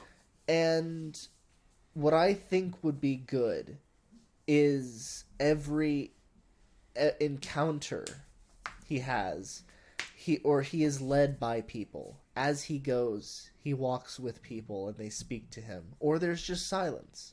It would just be cinematography of him. It would have to be kind of a horror suspense for certain areas, of course. And then, but just overall as a show, like, because that whole game is horror and. In fact, I can see it right now. I can see an 8-episode series of doing the whole. Now, live action or live animated? Live action. Okay. Practical. Yeah. Practicals. It could be very practical. I mean, you could definitely bring in. You know with the exception of some crazy CGI later on, but like early on with like the blood and stuff, totally. You know who I would bring in? The Duffer Brothers. Rick Bake. Interesting. We're talking Stranger Things, Duffer Brothers, right? Yeah. Yes. They are the closest to really nailing that Lovecraftian horror. I could get behind this. And if they were to get behind the like production design aspect of it, really go for Victorian the practicals, era, really help bring in with the practicals. Bring them in. You want to get a really good team for this, so you want to consider different aspects to go to. So it's not necessarily the Duffer Brothers, but you want to go for the people who they worked with. Work with. Yeah, exactly. And that's a good thing to keep in mind to listeners out there, that when you're talking, when people talk about like, oh, you want to work with that person, it's not necessarily you want to work with that director or producer in particular. You want to work with whoever they are working with, because you want to work with that team. It takes a village. It takes a village, and more than likely, the people that they were with are fucking geniuses who more talented than they are, want to have on your team. Like, figure out what draws you in. If it's costumes or makeup, that's not the director. That's a great artist that the director gave them an idea, but they ran with it. But people will often use it short form. Often when people are just saying, I want to work with that director, that's kind of the short form for I want to work with whoever they've been working with. And that's how I have come to see it. Yeah. That's a good way to put it. So my next choice is God of War. I think that would be a great... That's a little mainstream. I was hoping you would go for something different, but go ahead. That's fine. I mean, honestly, I would have said Horizon Zero Dawn, but they are actually working on that already. Yeah. So, and they might even be working on God of War. So I could be wrong on that. But like, I was trying to think. I went through my repertoire of games, and God of War just stuck out to me as, first of all, just as a fan who's played both the OG games and the new ones. I mean, I don't think there's any video game character that I can think of who's had more of just an arc. Kratos has gone through so many arcs and just so much intensity that I feel like you could do 2 really good seasons of his Greek pain, and then a season, and maybe 2 based on, I mean, we haven't finished out the new series with Ragnarok coming out in November. So I'm going to say 1 season now to cover what the first game, the reboot, is, and then possibly a second season, depending on what Ragnarok gives us. So 4 seasons total of a TV show. But if they did... Here's a guy who's just gone through, and it could be even 4 movies. You could probably even sum it up in 4 movies. But that's just a lot of production going on there. But like, here's a guy who just like, excuse me, all he wants is peace. Like, that's the weirdest thing. People picture Kratos as just this anger-fueled hatred god who just is just shitting on everything. But it's like, at the end of the day, he just wants peace. He wants it starts with him wanting to forget that he killed his family, and he wants peace from that. And he doesn't get it. So that puts him in another frenzy. And then he just wants to get out of that frenzy, and he's not allowed. And it just keeps he just is the constant, butt of the Greek jokes, to the point where he's like, fuck y'all. And he kills the Greek gods, and it goes up to Norse mythology. And even there, he just wants peace. He wants to live in the woods and remember his wife and train his son to hunt. And the Norse gods are like, nope, fuck you. We're gonna shit on that parade. So he's now on a rampage, and so I'm really excited to see what they do with Ragnarok. But fucking A, like, here's a dude who is the epitome of conflict, because he just draws conflict in whether he wants it or not. And it's amazing, like, the heart that, especially the new games, how much heart they've given that character and how much depth, and the whole fatherly thing, which I think would pander well to people of my age who, the original game came out in 2005 and I was 14. Now I'm 33. Most people my age, most normal people my age, are now fathers themselves and can relate to that. They can relate to having trying to have the patience with a son who's precocious and impatient and is, and he's not training to be him. He's training that kid to be better than him. And so that message, that theme, be better, could carry throughout. Corey, you a fan of Avatar? Graham. Last Airbender or James Cameron's Blue Cats? Oh, fuck yeah. I love that show. That's what I picture to be a good adaptation of the first 3 games. The original PS2 and PS3 games. I see that as like a really good way to adapt those games. And then doing like that animation style, or you can do a different animation style, but that kind of like you want to get intimate with the characters, even though Kratos is I'm describing this terribly. Yes. I was thinking of it at like grown up Avatar, but that's not gonna compare very well. No. I've lost this analogy. You have. Let's cut this out. I'm not, but we're gonna move on, and you can give me your third. No, we're cutting this out. I requested, please. I've put a marker in. We'll see, but go ahead and give me your third. What are you thinking, Graham? See, that's a very difficult question because I don't think that there are a lot of things that could be adapted very well. But that being said, I did pick one game out of a larger franchise, and narrowed it down. So maybe I could do that again. Again. You know, I've met 3 more people who pronounce it that way, so it could be just a place. It is. Okay. That didn't help the vamping. Hoping for a little more than that. Would you like me to give you my third and give you a little more time? You give me your third, and I'll All think right. about it because I'm terrible at thinking about it while you're. My third is Gears of War. Of course. Here's a game You basic that white everybody bitch. just sees as a gory what? You basic bitch. Hey man, if it ain't broke, get fucked. I loved Gears of War because I think it has such a great story and great lore to it that nobody really. I mean, the first game does not do it justice. The first game is horrible at presenting the lore of this world and the story, but the second and third game definitely pick it up. And I think it's just such a rich world with characters that have a strong dynamic and back and forth and comedic timing that you could do a good adaptation there of this world where, you know, we always think about aliens coming from above, but like what happens when they come from below, and what happens to this, what happens to these people when they're conflicted with honor versus duty. You know, Marcus at the beginning of the games, and not many people know this, but like he's in jail because he abandoned his post to go save his father. You know, it's touched on, but it's one of those things you don't realize when you start playing the game. Yeah. He's in jail because he abandoned what he was doing to save his dad. And so it's like, where do you draw the line?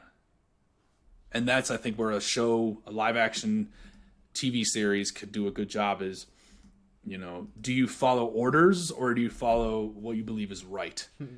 And I know Dave Bautista, who famously plays Drax in the Guardians of the Galaxy films, has been pushing to get this a reality. He wants to play a gear in a Gears of War TV show, and I fully endorse that. I think he would be a great character. I don't know if he'd be a good Marcus, but I think like you get like him, The Rock, John Cena. Just pretty much take the cast from the Expendables and throw them in some badass armor, and you got yourself a fucking movie. Yeah. And, No, it'll definitely. But you give a fucking heart. work. It could. I think there could be a lot of heart there. Of, you know, do you do what's right by what you believe is right, or do you follow the government? Especially in a time and age right now where our government makes questionable decisions, and they're, you know, how do you follow that? How do you respect a government when they're making decisions you don't quite agree with?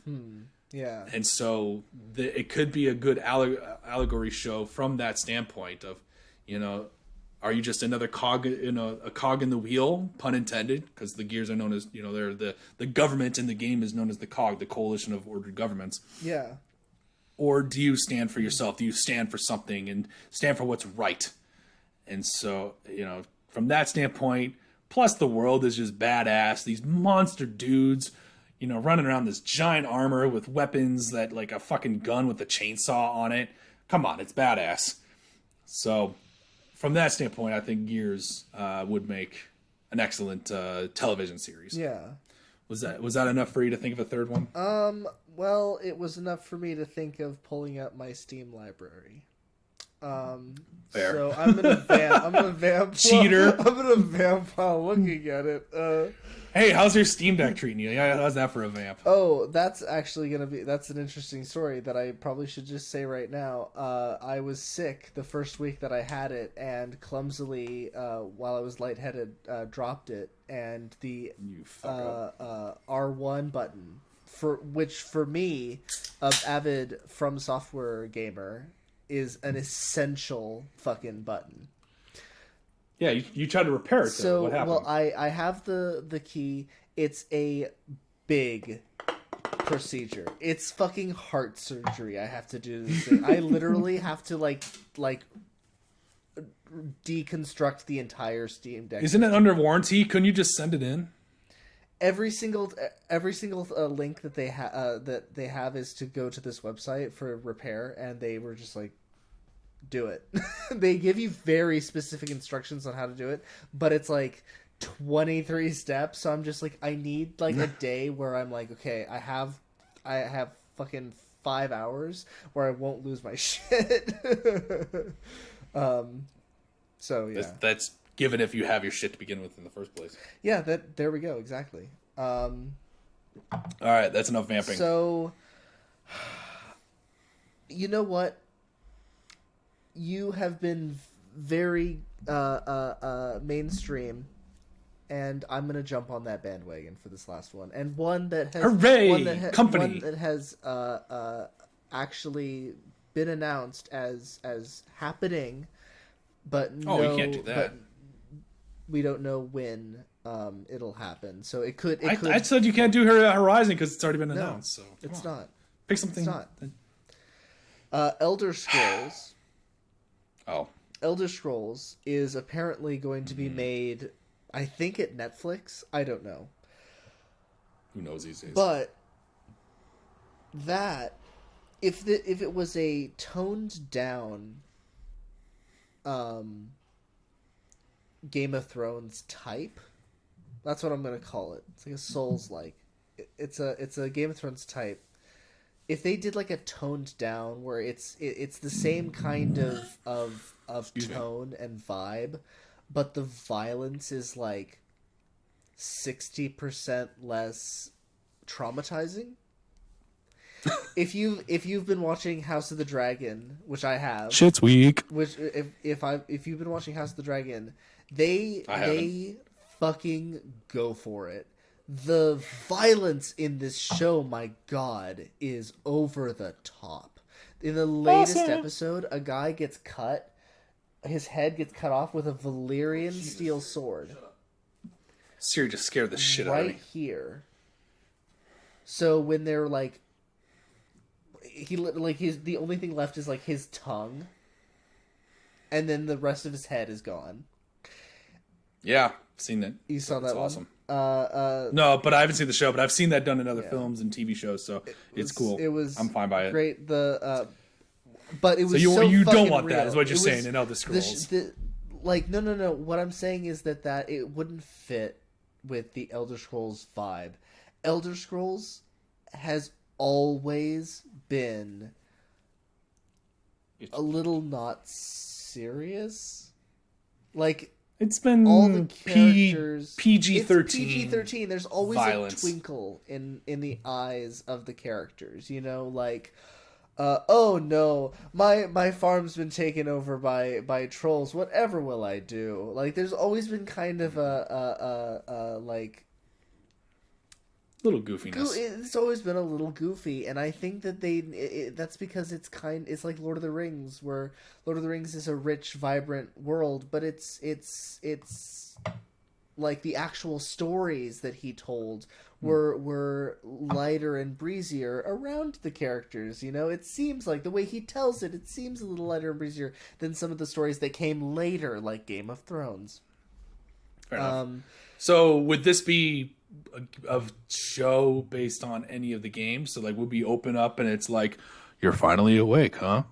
Oh yes, I think that they could do a really good series Actually, you know what? This could be maybe a little, maybe more engaged with like people, but similar to my idea for Bloodborne, where it's a character who speaks, will speak, but not quite that much, and but has a personality.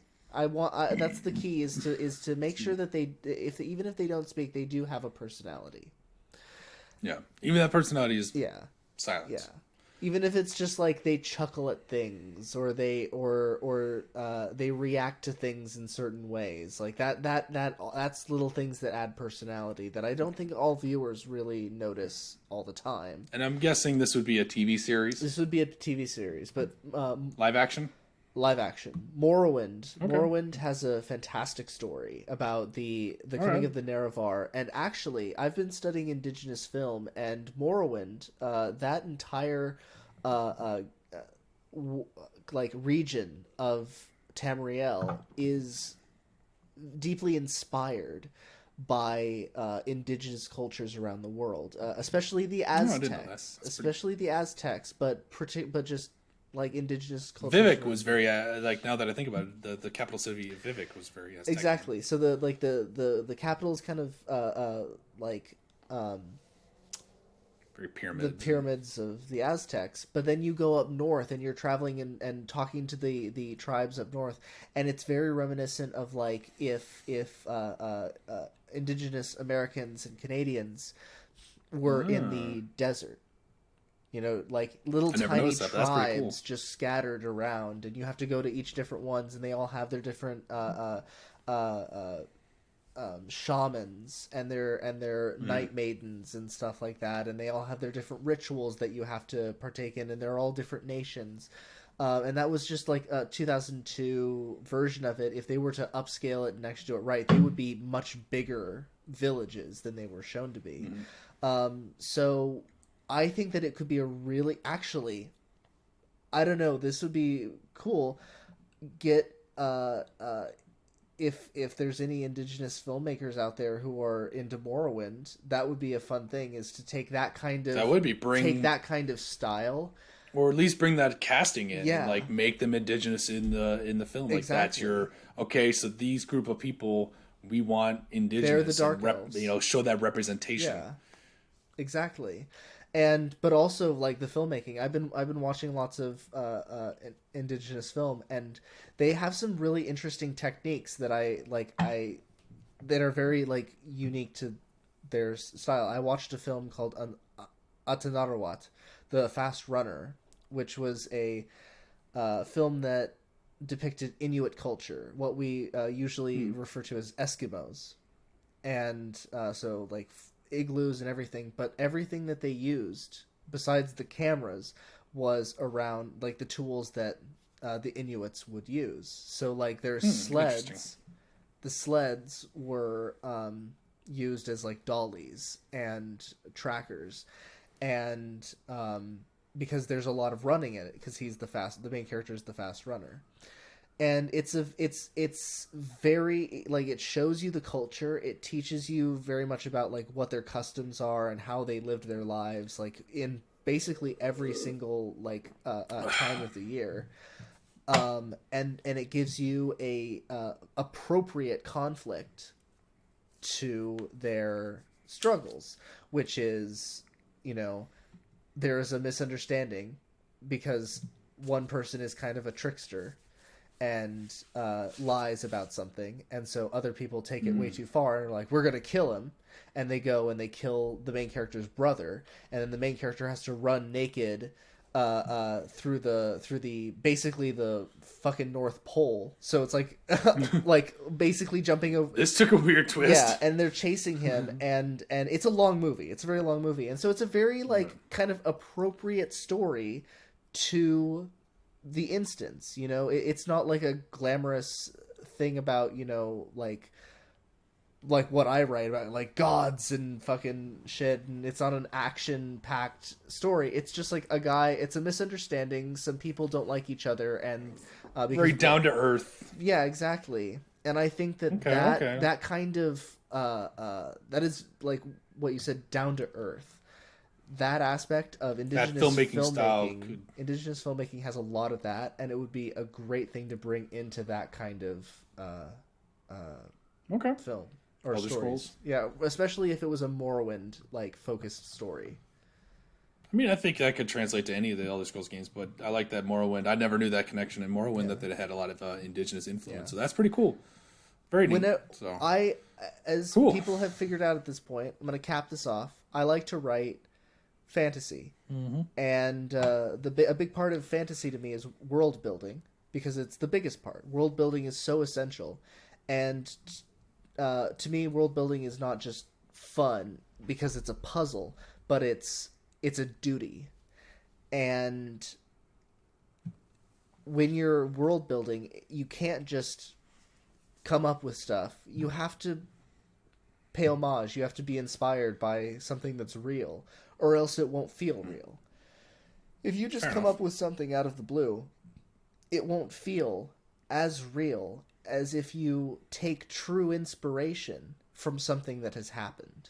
You can change it from there, but if you take true inspiration and pay homage to real cultures that came before through your own ideas and fantasies, you can still tell your stories, but they'll be far more interesting. And that's why a lot of great fantasy writers have been anthropologists, people who study culture. Yeah. That's a good point. I'm also going to take this moment before we wrap everything up. That was a good closer, but I'm going to do a shameless plug if I may. Keep an eye out on Drunk Thoughts and High Opinions, as I will keep you posted for any one listener that's listening. We are about to wrap production on a Skyrim short film. Oh, speak of the devil. Yeah, I thought that'd be a nice tie-in. I've got a couple of friends here in the Twin Cities area. We've been working hard all summer on a Skyrim short film that takes place after the video game with the daughter of the Dragonborn as she fights off a adopted brother. And so it is going to be called The Dragonborn Legacy. Like I said, we're about to wrap production. We'll probably see it next year, sometime in 2023 is I think when the due date is. It's going to take a while because there's a lot of magic spells and fighting.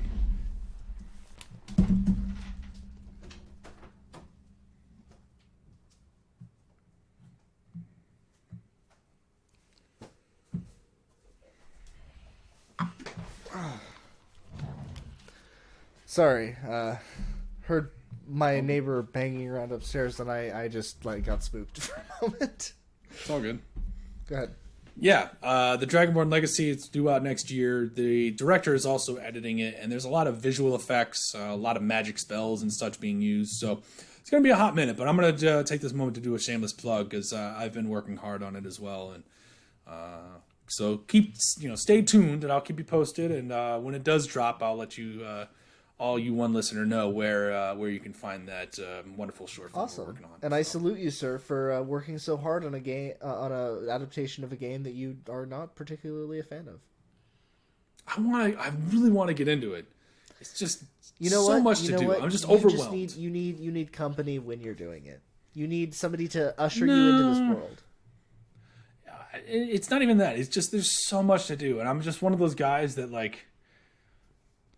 I want to do it all because I have the serious FOMO, fear of missing out. And so it's like I see all the quests and I'm like, do all the quests, and then I'll do are you doing those quests? And I see more quests and there's more quests, and I don't want to miss out on experiences. So it's like I just need to focus on on the story quest. Skyrim did a good job, in my opinion, and this was just of the time. Nowadays they try and make it more realistic, so it just changes every single time. But at the time, it was if you leave a conversation that's obviously trying to coax you into coming over and talking to it, it won't go anywhere. They'll still try and coax you into coming. It'll be the same kind of coaxing when you come back. You can leave that and come back and go do the stuff that's more important. And that's the thing. So Skyrim is actually good at letting you breathe and do the stuff you want to do, and then holding the stuff for you to do later. I know a lot of people. I just need to get over that and just be here's the main story. Focus on the main story. Just I need to focus on that and not do a shit ton of the side quests until I feel like they're necessary, Yeah. or until or just do a few here and there, but not be so worried about not doing every single one. Because that's, when I do an open world game like the Batman Arkham games or the Horizon or Ghost of Tsushima, and I'm going to do another quick plug. Ghost of Tsushima does it perfect, in my opinion, where you have a story and you have the main story quest line, but then it starts out and you have like 3 to 5 side quests that you start, or 3 to 5 characters that you meet up with, and then each character is a storyline in and of themselves. So you only have like 5 side quests, but each side quest has 9 chapters. So that's 54 quests at the end of the day that you're doing, but they all center around these like 5 extraneous characters that if you want to have as part of your story, you can have it. But if you choose to just like bull run through the game and do the main story, you certainly can. But like these other storylines take up the majority of the game, and how you interact with the world as Jin Sakai, the Ghost of Tsushima. Yeah. And so I find that to be like the perfect balance. And Horizon did the same thing, where it was like you got a few characters that they introduced that these are like the pivotal characters, and then you just kind of followed their arcs to the thing. And then there's a couple more dotted in there. But Ghost of Tsushima does a great job like really honing in on that. I guess here's the Skyrim just being so open Skyrim is hard. And all the Elder Scrolls games are about lore. They have their story, they have their quests, but then they have all these books, and all the books are handwritten by the writers of the games. I remember that just blowing my mind. Because like you'll read a book and it's like click through the pages, and you're like, good lord, that's so much information. And here's the thing. What I learned from the creator of the story, he hasn't written since the second game, but the second game is the GOAT. It is the best game in the series. It's just the foundation. Need to like update it, and it's impossible because it's fucking massive. Is that Arena or Daggerfall? Daggerfall. So gotcha. Arena was the original one. Arena had nothing going for it, and then they were like, all right, we need to add like an actual fucking lore to this, and they were like, let's go. Hold my beer. Chugged a beer, like completely smoked a joint, that joint, snorted some coke, and just went to town. Went to town. And like that book was like, or that game was just like 1,000 cities or 2,000 cities, like hundreds of dungeons and like all these different things. And it's massive. It's still considered one of the most giant games today by like square mileage every size. video game in existence wants to be Daggerfall. Fair enough. But what Daggerfall was in 1996. And so every single game since then in the Elder Scrolls series has had like all these books. And what I learned from the original writer is that they intentionally, their whole goal was that every book could be false or true, because it's a character's interpretation of what was happening in their own history. So you have to read all the books to like understand the lore and all that. It's one of those games. It's a game that demands your lore. It's why I don't like play the games as avidly anymore. I used to, and then that's when I realized, oh, this is what it is, and I can't devote all my life to that. Some people do. That's a commitment. Some people do. Yeah, it's a commitment. Some people do. I don't have time for it anymore. I'm 33 and not married. What do you think that says about me and commitment? I'm nearly 24. I'm single currently. Maybe seeing somebody. But I am seeing somebody. But I don't have time for that shit. I'm a student. Yeah, exactly. I'd rather spend time with my significant other than play video games. And expanding that and writing my own shit. I wrote fucking 1,000 words today. I'm fucking proud of that. That's 1/90th of a Harry Potter book. Fair enough. That's how I like to look at it. that's the whole basis of your comparison. Don't count your pages, people. Count your words. Count your Harry Potter comparisons. That's one Harry Potter Philosopher's Stone. I wrote one Harry Potter book today. Huzzah. You wrote 90,000 words in a day? My God. My God. Your God. I don't know. What God are we talking about? But my God's about to hear from me when I finish this beer, so...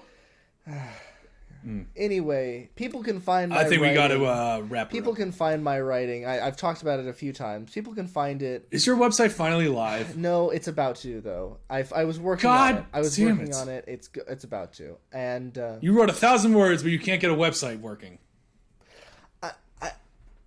yeah, fair Yeah. enough. Excuses. You know what excuses are like? Assholes. Assholes. And why is that? Everyone has one. And They all stink. exactly. So- you do listen to me. Go figure. It's not that I listen to you. It's a common fucking expression. Anyway, Sorry, I was taking a victory sip. You said something. my writing will go live October 20th. Where? At mad-musings.com at WordPress. It will include my short stories, my shorter stories, and my just everything else. They will be my shorter stories will be about based on photos. They will be about 100 to 200 words, and my short stories will be involved in something bigger. And then I will have scenes from plays, whole plays possibly, and poetry, and then potentially photography as well in certain aspects. So you can find that at mad-musings.com, mad-musings.com. Yeah. When you tell people the URL, tell people the URL and then follow up. Don't be mad-musings again. Yeah. .com. No. mad-musings.com, just to say it again. Hey, That's there you go. mad-musings.com. And you'll find my writing up. Sorry, what was the URL again? mad-musings.com. And you'll find that October 20th. And Corey, where can we find you, good sir? Well, you've been talking for so goddamn long. In the next 5 minutes, you can find me in the bathroom relieving myself of all Honestly, the alcohol I'm drunk. But after that, on the internet, you can still, you can find me Facebook and Instagram and Twitter at RokeseyBoy, ROKESYBOY, with all the posts that I don't do because, well, fuck social media. But I don't know. I might be posting some pictures later. I had 2 really awesome weekends with the new girlfriend and some friends, and I met the girlfriend's parents, who are fantastic individuals. So like had some pictures there. great. We went apple picking and went to a cool.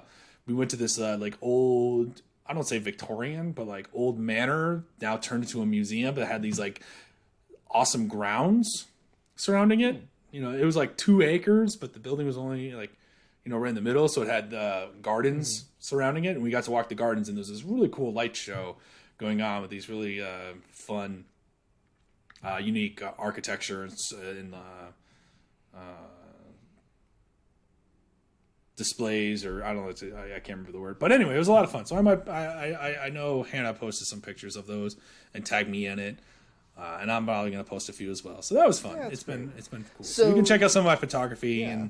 and videography there, or there's a long ass website you can find on on Facebook and Instagram that has all my shit pretty much on it for photography, videography, and so on and so forth. If you're so interested, which, let's be honest, we all know you're not. Oh, somebody is. Somebody is. Yeah, that's why I'm dating her. Fair enough. Somebody loves me. Well, I guess that's not it my for mommy. this week, folks. I'm your High Opinions. You can call me High Opinions, but my real name is Graham Sidniewski. But don't call me that. Don't call me that. I was going to call you Al. You can call me Al. You can. Ba-dum-bum-bum. If you want. Or Or you can just call me G. And Corey, All right. who have you been? That was the most awkward segue of all God damn time, it. but we're going to move forward with it. Corey, what can we I call was you? winding up for the fucking music right here. Gee, I wonder, G. What can you call me? Yeah. I've been Corey Rokes. I've been your Drunk Thoughts. Cue the music. I'm Thanks for joining us, everyone. gonna get the Have a fuck outta wonderful here. evening. Cheers, everyone. fuck.